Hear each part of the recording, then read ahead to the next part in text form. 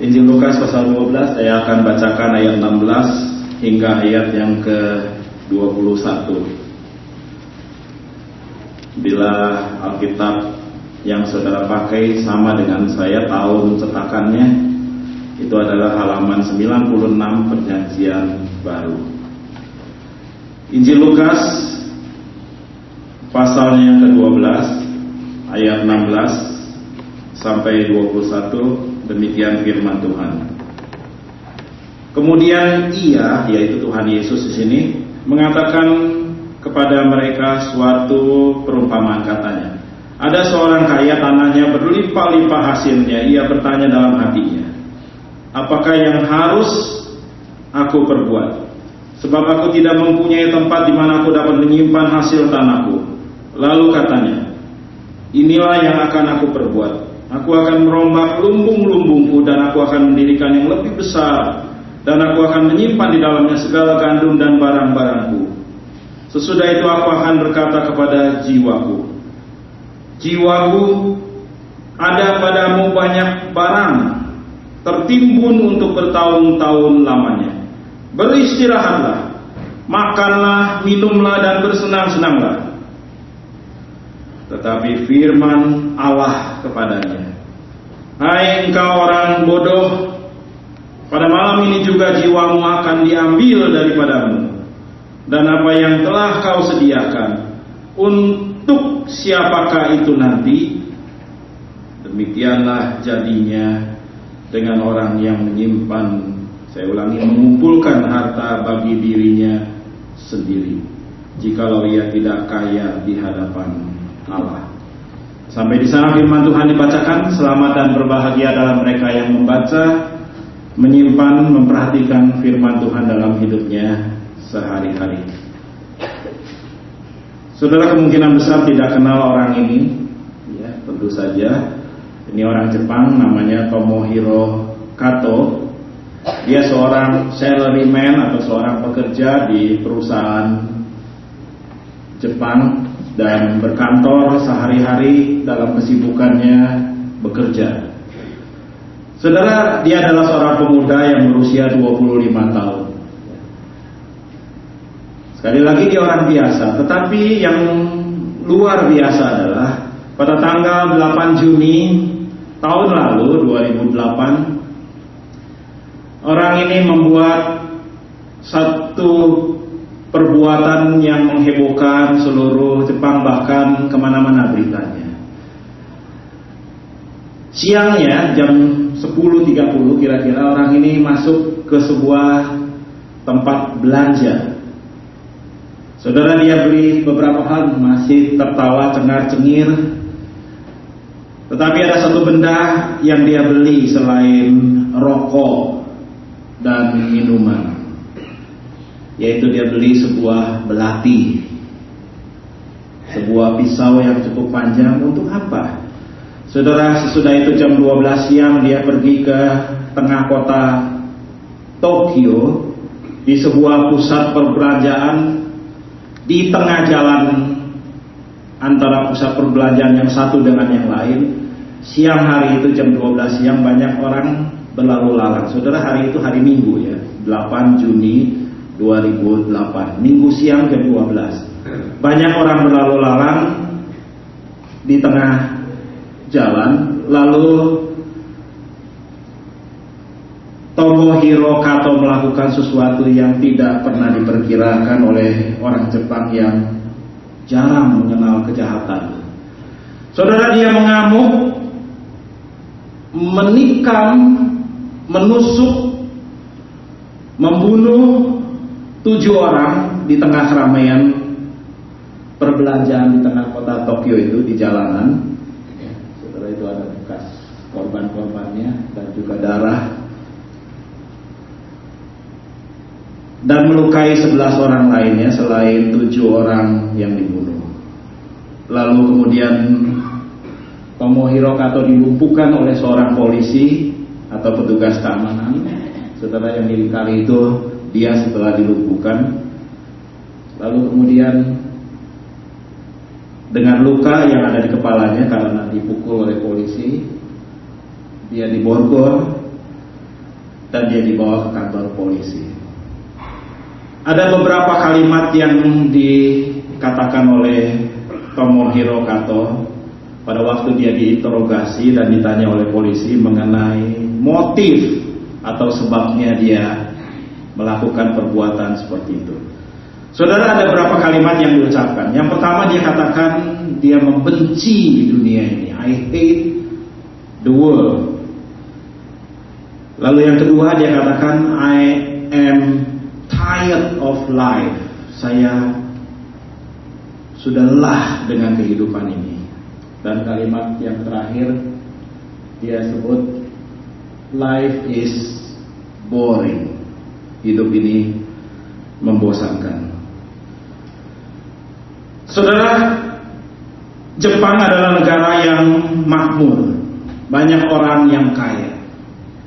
Ya, mirip seperti di Amerika sini, di kota besar Los Angeles ini.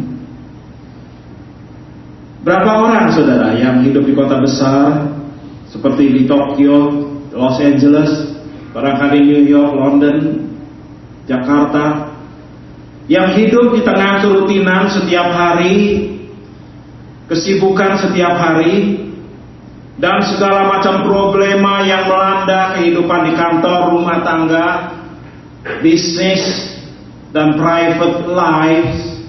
Begitu banyak orang. Berapa banyak orang yang mengatakan persis seperti Tomohiro Kato, hidup ini menjemukan, hidup ini membosankan. Life is boring. Saudara, barangkali ada orang yang cukup kaya, berlimpah harta bendanya, punya mobil baru, rumah mewah, barang-barang elektronik yang lengkap, tapi jiwanya kosong. Berapa banyak orang diantaranya seperti itu yang berkata dengan jujur,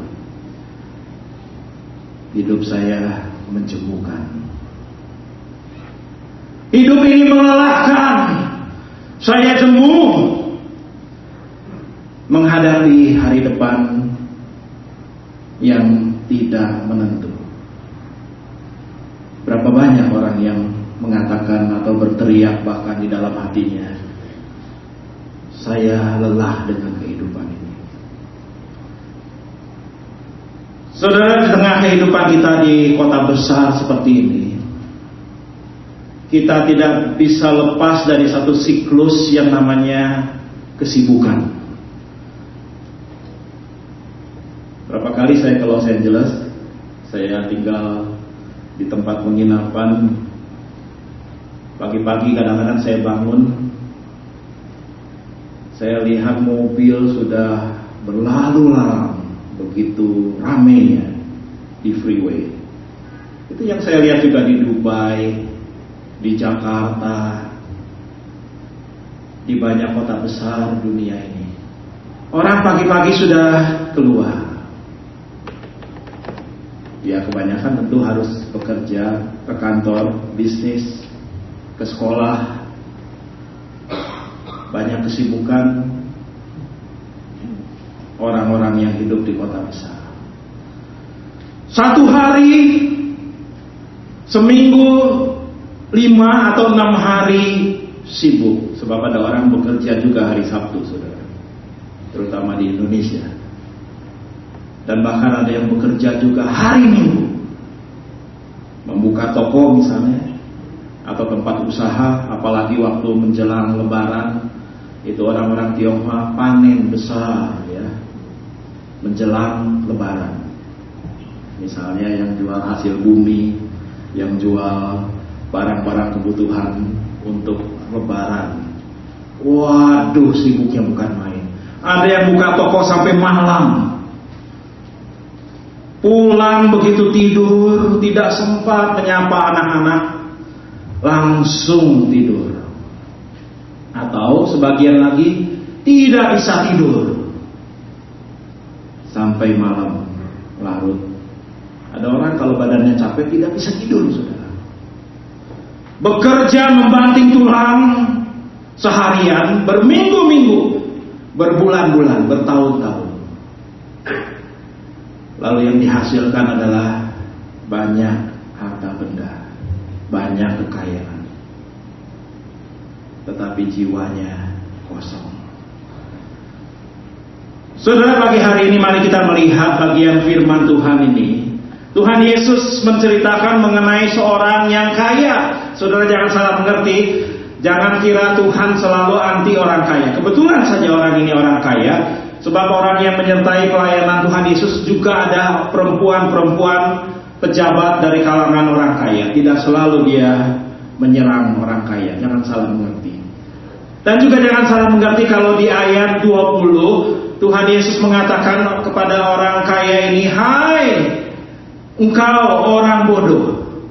Saudara, bukan berarti orang ini tidak punya intelek atau pikirannya yang bodoh, tidak. Kalau begitu saudara, mengapa Tuhan Yesus mengatakan orang ini bodoh? Saya kira yang pertama sekali, Tuhan Yesus mengatakan orang ini bodoh karena Tuhan Yesus mau mengajarkan kepada saudara dan saya bahwa ada yang keliru di sini. Ada yang salah pada orang yang kaya di sini. Sebab dia keliru sekali. Dia menganggap kepuasan jiwa dia dapat diisi oleh benda-benda, barang-barang atau materi yang ada di sekitar kehidupannya. Saudara dan saya salah sekali.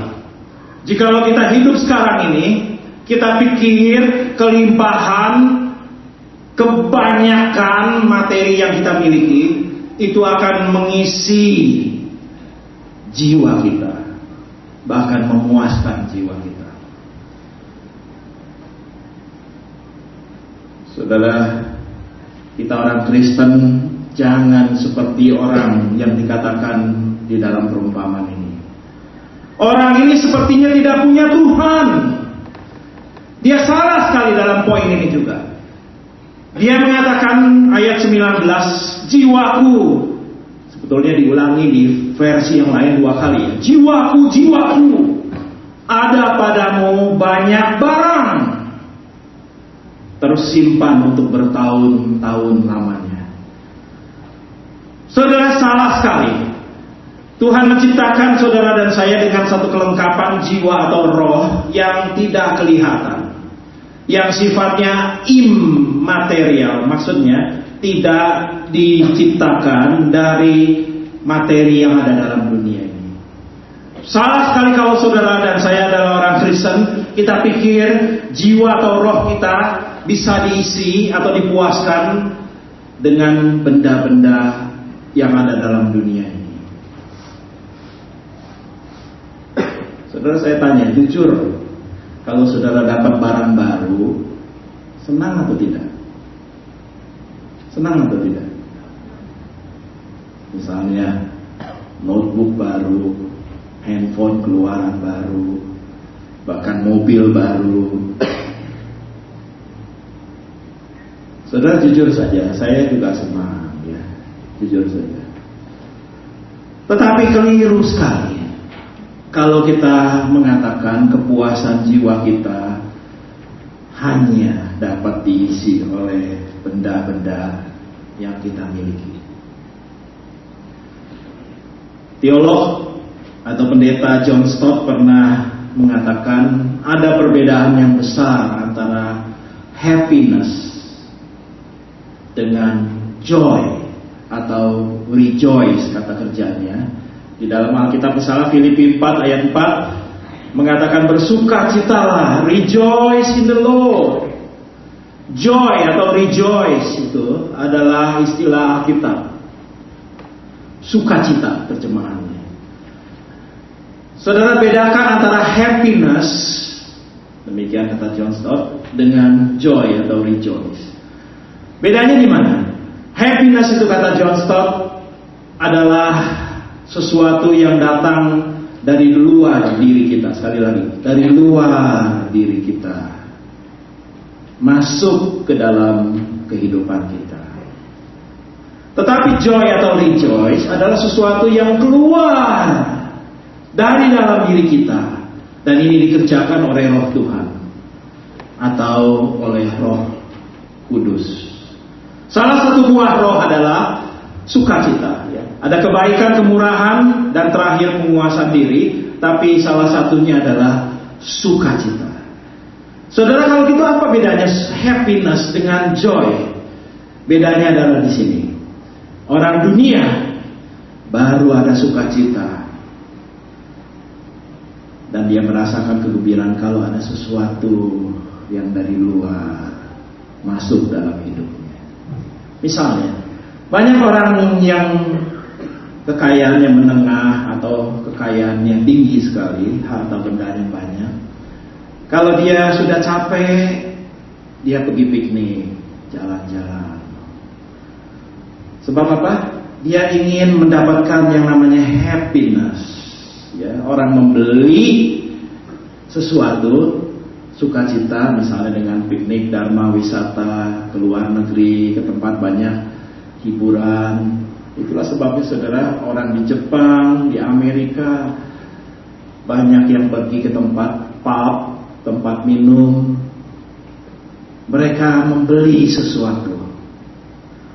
Untuk apa? Untuk mendapatkan yang namanya kegembiraan, happiness. Berapa banyak sih minuman alkohol yang dituang ke mulut dan ke lambung manusia yang bisa memuaskan orang itu? Saudara, jawabannya akhirnya adalah unlimited, tidak terbatas. Sebab semakin banyak seorang mengkonsumsi alkohol, semakin dia tergantung, dan dia bahkan tidak bisa lepas. Dan lubang yang ada di dalam badan orang itu seolah-olah semakin lama semakin besar. Dan lubang itu semakin tidak bisa habis-habisnya diisi oleh cairan yang namanya alkohol. Demikian juga kekayaan. Demikian pula kepuasan-kepuasan lainnya yang dicari oleh manusia yang dari luar itu. Tetapi saudara, kalau kita orang Kristen yang sudah menjadi milik Tuhan, mari kita bertanya kepada diri kita sendiri, apakah kita punya sukacita yang dikerjakan oleh Roh Kudus, lalu itu mengalir dari luar, dari dalam kita keluar kehidupan kita. Itulah sebabnya ada orang harta bendanya terbatas, bahkan tubuhnya ada sakit, tapi karena dia punya sukacita yang dikerjakan dari dalam oleh Roh Tuhan, orang itu bisa mengendalikan kehidupannya. Bahkan orang lain melihat ada sukacita di dalam kehidupannya, meskipun dia pas-pasan harta bendanya, meskipun dia ada kelemahan pada fisiknya, tapi rohnya atau jiwanya punya yang namanya joy atau sukacita, itu mengalir keluar. Saya tanya saudara siang hari ini, punyakah saudara sukacita yang dikerjakan oleh Roh Kudus? Saudara, kalau saudara punya, saudara dan saya punya sukacita yang dikerjakan Roh Kudus, tidak usah ngaku-ngaku saya punya sukacita, tidak usah bilang gitu. Orang lain akan lihat, dan orang lain akan tertarik melihat kehidupan saudara yang dipenuhi oleh Roh Tuhan. Dan salah satu buah roh itu adalah sukacita yang mengalir keluar. Wajahnya itu punya cahaya surgawi. Tidak usah saudara mengiklankan itu, orang lain akan melihat. Kalau saudara menyanyikan pujian, kalau saudara menghadapi kesulitan, kalau saudara menghadapi hal-hal yang namanya kekhawatiran dunia ini, saudara tetap punya pengendalian diri, dan sukacita itu mengalir keluar, mempengaruhi orang sekitar saudara. Saudara, salah sekali kalau orang mencari happiness yang sifatnya sementara. Kelimpahan materi tidak bisa mengisi jiwa, bahkan tidak bisa memuaskan jiwa kita. Itulah sebabnya saudara, kadang-kadang kita heran sekali. Ada orang yang kaya sekali, tapi dia tidak punya inner security. Dia tidak punya sukacita di dalam hatinya. Tahun ini saudara, bulan Januari, di Jerman, tepatnya di Frankfurt. Bapak ini juga saudara tidak kenal ya. Namanya Adolf Merkel. Tapi dia bukan saudaranya Angela Merkel ya, yang adalah kanselir atau presiden Jerman, seorang perempuan. Sekarang ini Angela Merkel. Sama ya nama belakangnya, tapi tidak ada hubungan saudara. Saudara, Adolf Merkel ini adalah seorang yang kaya sekali, nomor 5 di Jerman dan nomor 44 menurut majalah Forbes di dunia. Kekayaannya nomor 44 di dunia. Dia punya beberapa usaha yang besar. Satu pabrik obat Rasio Farm, pabrik obat yang besar sekali, khususnya obat-obat generik. Lalu yang kedua, dia punya saham mayoritas di pabrik semen Heidelberg di Jerman. Saudara, Heidelberg Semen beberapa tahun yang lalu mengakuisisi Indosemen di Indonesia yang dulunya punya Lim Sulyong itu. Itu diakuisisi atau dibeli saham mayoritasnya oleh Heidelberg Semen. Dan satu lagi, dia punya saham yang cukup banyak di pabrik mobil Volkswagen atau VW di Jerman. Tahu mobil VW? Seluruh dunia ya ada mobil VW. Saudara, ada satu kenyataan yang sulit diterima oleh Adolf Merkel. Pabrik mobil VW pada bulan Desember atau tepatnya awal Desember itu sahamnya nyungsep tahu ya, anjlok drastis, menukik tajam, turun. Dan Adolf Merkel sudah diingatkan oleh familinya supaya waktu itu lepas sahamnya, tapi dia masih percaya kepada VW, dia tidak lepas. Lalu dia mengalami kerugian kurang lebih ya saudara, 1 miliar US dollar. Gak kebayang ya uang segitu ya, gak kebayang. 1 miliar US dollar, nolnya 9 ya saudara ya, 1 billion US dollar. Lalu orang ini tidak tahan mengalami kerugian segitu. Dia pergi ke sebuah pelintasan kereta api. Lalu kereta sudah dekat, kemudian dia meloncat di tengah lintasan itu dan dia langsung mati terbunuh di sana. Artinya apa? Artinya dia membunuh dirinya sendiri. Dan familinya, istri dan anak-anaknya mengalami duka cita yang tak terkira. Saudara, yang saya mau katakan adalah di sini, setelah Adolf Merkel membunuh dirinya sendiri, keluarganya mengumumkan bahwa harta kekayaan Adolf Merkel masih 9 miliar US dollar. Dia cuma dalam tanda petik ya, kehilangan 1/10-nya, 1 miliar US dollar. Kenapa ya ada orang dunia seperti itu? Ia tidak tahan saudara, mengalami kerugian yang begitu besar, tetapi kekayaannya masih jauh lebih besar. Dan sebetulnya di usahanya yang lain justru mengalami kemajuan. Saudara, orang kaya saja kaya membunuh dirinya sendiri? Tidak. Di dunia ini kita lihat sekarang ini dalam mengalami krisis, khususnya di negara-negara maju, negara-negara barat. Cukup banyak orang yang sederhana yang kehilangan pekerjaan, yang mengalami krisis dalam rumah tangga, yang mengalami hal-hal yang menyedihkan, itu mengalami depresi, terus hidup dalam kekhawatiran, seolah-olah Tuhan itu tidak ada, seolah-olah manusia itu hanya terdiri dari badan atau fisik saja. Oh saudara, kita orang Kristen jangan seperti orang dunia bereaksi atau menyikapi krisis yang sekarang melanda kehidupan banyak orang dunia dan juga orang Kristen juga.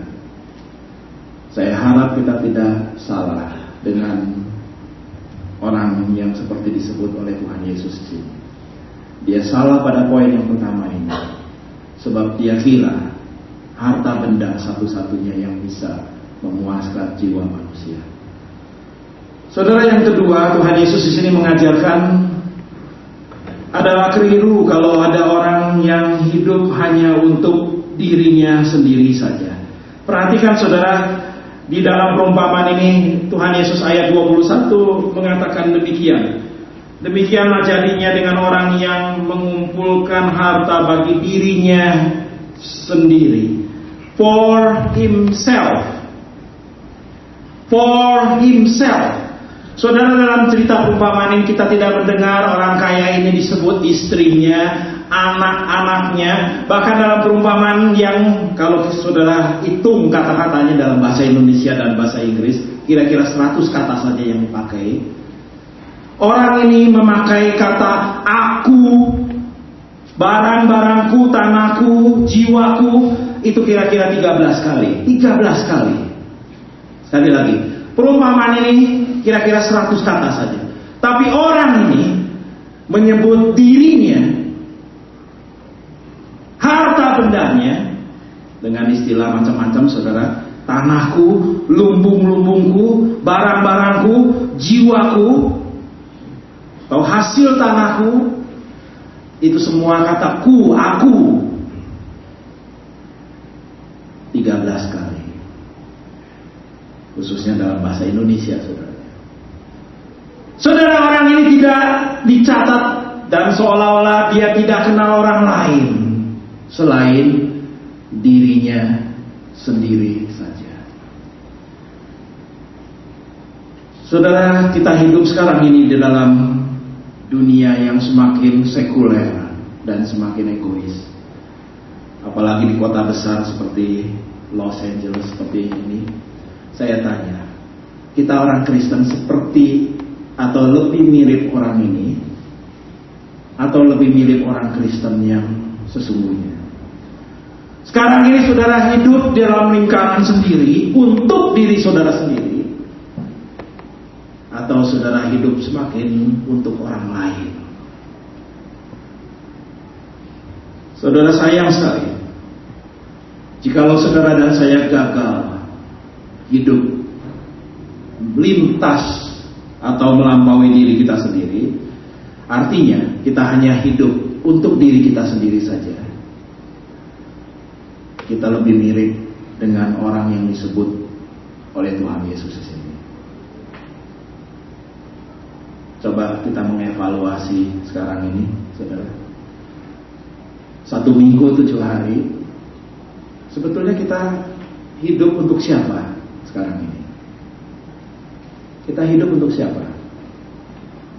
Kalau saudara adalah seorang pengusaha, seorang yang bekerja, saudara bekerja untuk siapa? Kalau saudara mencari nafkah, saudara ada kesibukan setiap hari, saudara, kesibukan itu untuk siapa? Jikalau kita hanya sibuk untuk diri kita sendiri saja, dan segala sesuatu yang namanya kesibukan kita itu ujung-ujungnya hanya untuk diri saya sendiri, apa bedanya sebetulnya kita dengan orang yang disebut oleh Tuhan Yesus di sini? Saudara, orang ini bukan orang jahat ya. Orang kaya yang disebut Tuhan Yesus ini, dia bukan orang jahat. Dia bahkan seorang thinker. Dia bisa merencana, dia membuat planning, ada program untuk hari depan, bahkan untuk bertahun-tahun. Bertahun-tahun. Dia adalah seorang yang punya intelek program dan planning yang bagus. Tetapi toh Tuhan Yesus tetap sebut dia orang yang bodoh. Karena apa? Karena dia cuma hidup for himself, untuk dirinya sendiri saja. Dan itu adalah sesuatu yang tidak sesuai dengan rencana Tuhan untuk saudara dan saya. Saudara, Tuhan kita adalah pencipta, kita adalah ciptaan Tuhan. Tujuan penciptaan ini adalah untuk menjadi berkat bagi sesama, untuk menjadi garam dan terang bagi sesama. Sayang sekali banyak orang tidak melihat satu hal ini, bahwa hidup ini adalah anugerah. Kalau saudara dan saya menyadari bahwa hidup ini adalah anugerah, pemberian dari Tuhan, kita tidak akan mengatakan my life in my hand. Ya, di Indonesia ada iklan dari sebuah perusahaan handphone. Lalu ada handphone ditaruh di sebuah gambar tangan, handphonenya ditaruh, lalu ditulis my life in my hand. Waduh, hebat sekali. Betulkah? Is your life in your own hand? Betulkah sekarang ini, saudara, kalau kita boleh pakai, maaf, istilah nasib ya, kalau boleh pakai istilah itu ya. Betulkah nasib saudara dan saya ada di tangan kita, saudara? Tergantung kepintaran kita. Betulkah hari depan kita ini ditentukan oleh tangan kita sendiri? Waduh, terlalu sekuler kalau ada orang yang bilang, ini hidup saya, this is my life. Coba kalau ada orang sedang bertengkar ya saudara, terus ada orang mengganggu private life-nya dia, orang itu bisa ngomong, stay away from my life, this is my life. Maka pertanyaannya adalah, betulkah hidup kita sekarang ini adalah milik kita sendiri? Saudara, dengan tegas saya harus mengatakan, orang seperti itu tidak tahu pencipta, tidak tahu bahwa pencipta itu juga memberikan anugerah. Paling sedikit anugerah umum. Kita dapat anugerah spesial kenal Tuhan Yesus, tapi juga ada anugerah umum, pemeliharaan Tuhan, berkat-berkat Tuhan. Tetapi sadarkah kita saudara bahwa ada anugerah Tuhan, ada berkat-berkat Tuhan? Jangan-jangan hidup yang kita lewati setiap hari, bahkan nafas yang kita hirup setiap hari, kita tidak sadari itu sebagai anugerah Tuhan. Saudara, beberapa waktu yang lalu, atau tepatnya tanggal 1 Juni yang lalu, ada pesawat ini saudara ya, tipe ini Airbus 330-200 ya. Saudara, sedikit kasih tahu saja, Airbus itu ada yang 380 yang 2 lantai itu loh ya. Ada tuh Qantas kayaknya ke Los Angeles ya, misalnya ada ini ya. Dan Singapore Airlines ada beberapa pesawat itu yang paling besar ya. Lalu ada 340 juga yang besar, tapi cuma 1 lantai, mesinnya sama 4. Nah, yang turun sedikit yaitu yang mesinnya cuma 330. Ini juga besar, saudara. Ya, ini saingannya Boeing 777. Nah, ini, saudara, pesawat ini bisa mengangkut 200 lebih penumpang. Nah, yang tipe ini yang dipakai oleh Air France 1 Juni tahun ini, kemarin itu nyemplung atau nyungsep masuk ke laut yang dalam di Atlantik pada waktu penerbangan dari kota Rio de Janeiro Tadi saya bilang nyungsep nyemplung itu tahu nggak ya? Istilah orang Jakarta, istilah gaul gitu ya. Mudah-mudahan saudara jangan sampai tidak mengerti ya bahasa latar belakang kita orang Indonesia. Ini nyungsep, nyemplung, jatuh ke laut sampai sekarang ini tidak jelas, saudara. Dari penerbangan Rio de Janeiro di Brasil ke Paris itu jaraknya 9.200 km. Sebetulnya itu bukan penerbangan paling panjang ya. Sebenarnya sekarang yang penerbangan paling jauh itu dari Singapura ke New World, 15.000 km non-stop. Ya, nggak bisa isi bensin dulu di jalan, nggak usah, cukup gitu ya, non-stop. Nah ini pesawat juga besar dan 9.200 km jauh sekali. Sampai hari ini saudara, pesawat yang jatuh di penerbangan itu ke Prancis ya sananya. Itu ada satu pulau namanya Fernando de Noronha, dekat situ, dekat pantai situ. Jatuhnya flight 447 dari Air France. Saudara, sampai sekarang tidak jelas, katanya kemungkinan disambar petir. Ya. Mudah-mudahan habis ini saudara jangan ada yang takut ke pesawat. Sebetulnya pesawat disambar petir itu jarang, saudara ya. Mungkin CN 235 buatan IPTN Bandung barangkali bisa kesambar petir. Tapi Airbus semua teknologi canggih ya, gak usah terlalu takut ya. Tapi ini pesawat kena juga, sampai sekarang tidak jelas. Dan mati semua awak pesawat dan penumpangnya, 200 orang lebih. Itu ada pecahan-pecahan yang ditemukan di lautan Atlantik. Ini hancur-hancurannya tuh dikumpulkan dari laut. Tidak ada mayat yang utuh, saudara. Nah yang menarik adalah majalah Time tanggal 15 Juni. Saudara, majalah Time bukan majalah Kristen ya. Tapi waktu saya baca membahas mengenai tragedi ini, majalah Time menulis demikian. Salah satu kalimatnya. The miracle of life can seem routine until a tragedy happens. Lalu ada kalimat berikutnya, penulis di Time itu menulis demikian. Tragedies can often highlight the significance of that which we have come to consider commonplace. Tragedi seringkali mengasih pencerahan kepada kita mengenai hal-hal yang biasanya kita sebut commonplace. Mengapa saya bisa bernapas? Oh, itu adalah commonplace. Bukankah setiap orang juga bernafas? Sampai satu hari, saudara lihat di rumah sakit, ada orang bawa tabung oksigen di ranjang atau dari selang masuk ke hidungnya. Saya tanya, bayar apa enggak tuh oksigen di rumah sakit? Bayar apa enggak?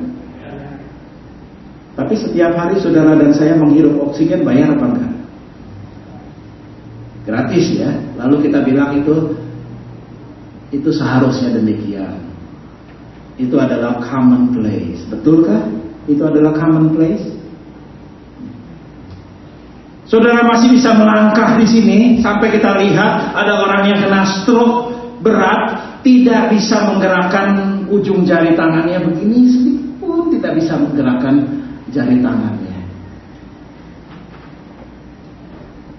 Apakah saudara dan saya mau tunggu waktu itu kita lihat baru atau mengalami sendiri? Amit-amit ya, mudah-mudahan tidak terjadi pada hidup kita.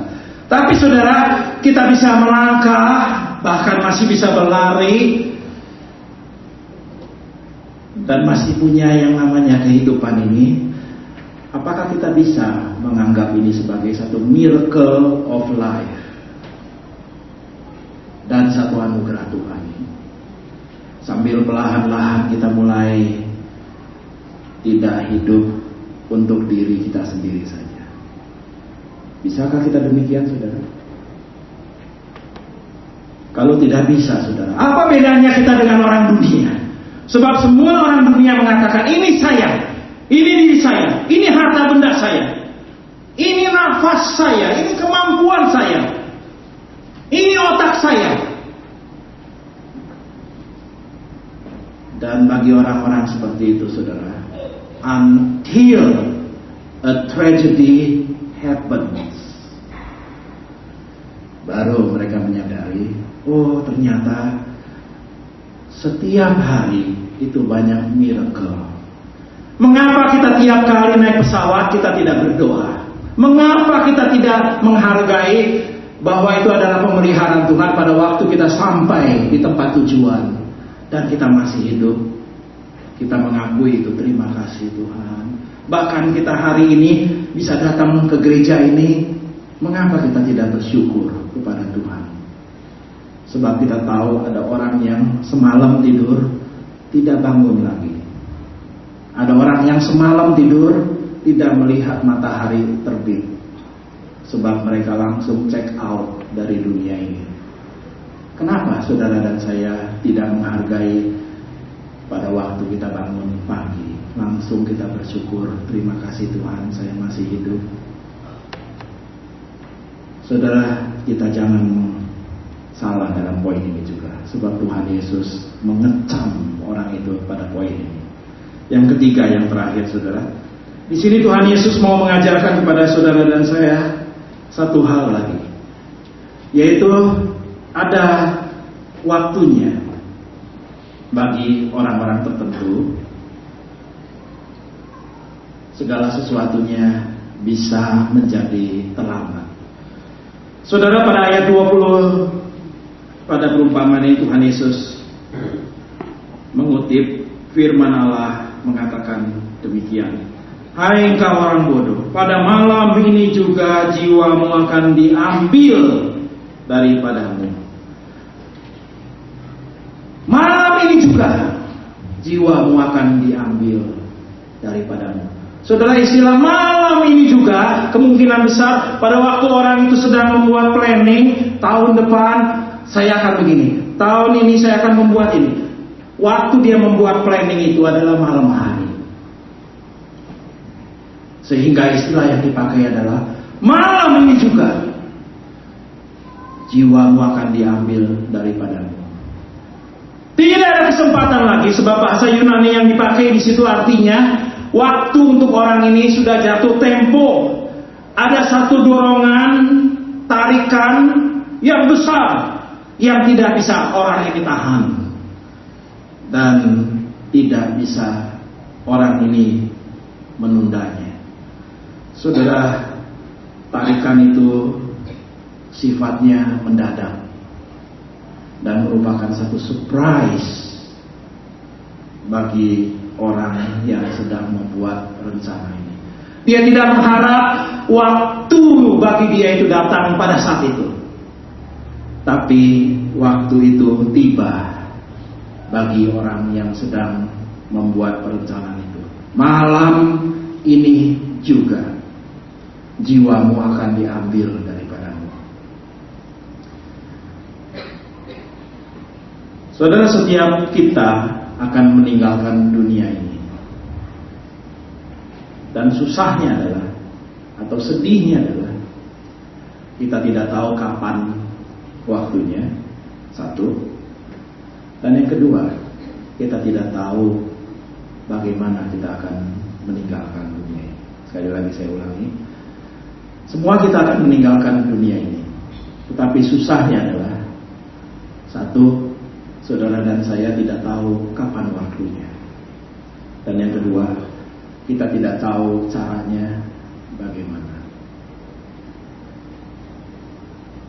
Siang hari ini, saudara, pertanyaan yang relevan bagi kita adalah, siapkah kita meninggalkan dunia ini?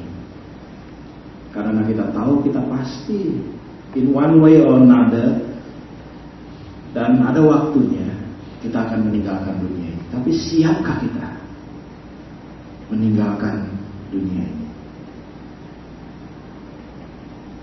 Saudara, barangkali orang kaya ini mengatakan, tunggu sampai saya membereskan usaha saya. Tapi firman Allah mengatakan, tidak. ini juga jiwamu akan diambil daripadamu. Barangkali dia juga bargain, tunggu sampai saya lihat anak cucu saya. Tapi firman Allah katakan tidak. Barangkali dia juga bilang, tunggu, saya mau pamitan dulu dengan keluarga saya dan teman-teman saya. Tuhan katakan no. Dan barangkali dia juga mengatakan, tunggu, saya mau bertobat dulu. Tapi firman Allah katakan tidak. Tidak ada waktunya lagi. Malam ini juga jiwamu akan diambil daripadamu. Saudara, siapkah kita meninggalkan dunia ini? Atau kita akan menunggu peristiwa-peristiwa yang besar melanda hidup kita, baru kita katakan kita baru disadarkan untuk siap pada waktu itu. Bagi orang tertentu, saudara, terlambat.